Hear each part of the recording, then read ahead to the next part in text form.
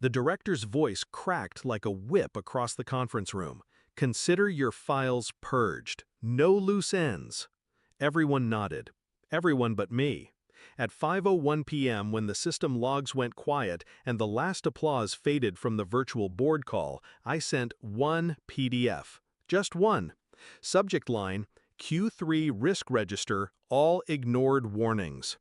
I didn't need to see the chairman's face, but I did. The screen flickered as he opened it. He started smiling, habitual, performative, until his eyes locked on the first page. His smile broke, evaporated. He leaned back, mute button pressed, hand clawing at his temple. Then a hiss to his assistant, barely audible. Get legal on the line, and find out where she is. That was the moment they realized they had underestimated me. I used to worship this company. The director, especially. He hired me, told me I was sharp, loyal, indispensable, words that felt like gold at the time.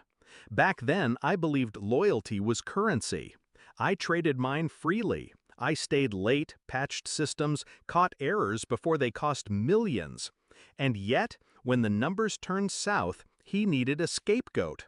Suddenly, every ignored risk report had my name at the bottom. Every red flag I raised became an accusation against me. My devotion repackaged as negligence. I discovered it by accident. A forwarded email that wasn't meant for me. My own chart, stripped of context, framed in italics. She missed this. She overlooked that. She's the liability. He was building a case against me. That night, I didn't cry. I didn't shout. I sat at my desk long after the office emptied and read every single email again. Slowly, carefully, until the pattern revealed itself.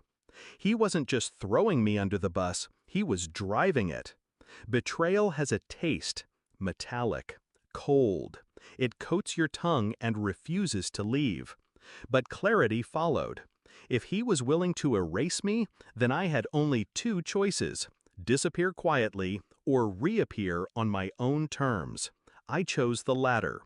I started cataloging.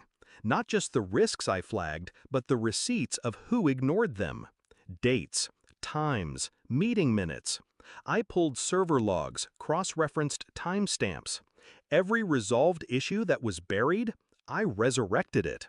I didn't hoard data, I weaponized it. 3 months of silence. I nodded in meetings, offered solutions, played the scapegoat's role with just enough humility. He thought I was broken. That was the point.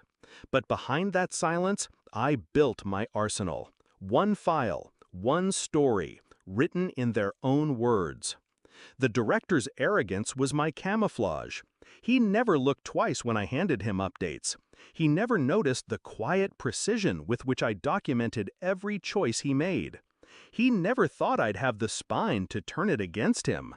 The plan wasn't about timing, it was about inevitability. The quarter closed. Results tanked. The director strutted into the all-hands like a conqueror, announcing purges, no loose ends, his voice swelling with power he hadn't earned. He thought the axe was in his hand. It wasn't. At 5:01, the axe swung the other way.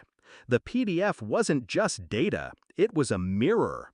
Page 1, the financial loss directly tied to a system vulnerability I flagged 9 months earlier. Page 2, his exact email dismissing it. Page 3, the follow-up I sent, his response, not a priority. Every page followed the same rhythm. My warning, his dismissal, the cost. By page 10, there was no ambiguity left. It wasn't my negligence, it was his hubris. On the call, his face shifted in real time. I watched the director's confidence unravel, fiber by fiber. At first, a twitch in the jaw. Then the forced stillness of someone trying not to sweat. By page 15, he started shuffling papers on his desk like they could shield him. The chairman's silence was louder than any accusation. The rest of the board stared, their expressions sharpening as they scrolled. And then came the words that sealed it. The chairman's muttered order, hot with panic, "Get legal on the line and find out where she is." They didn't ask what I'd sent. They knew.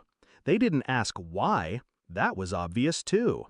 I didn't wait for the fallout. I logged off, closed my laptop, and slipped my badge into the drawer of my empty desk. I didn't need to see the director's implosion in real time. I'd already scripted it. The beauty of revenge isn't watching them burn. It's knowing you lit the match and walked away before the fire caught. I was never reckless. Every move I made was documented, legal, airtight. I hadn't leaked secrets. I hadn't fabricated evidence. I'd simply reminded them of the truth they buried. The director taught me something, in his own twisted way.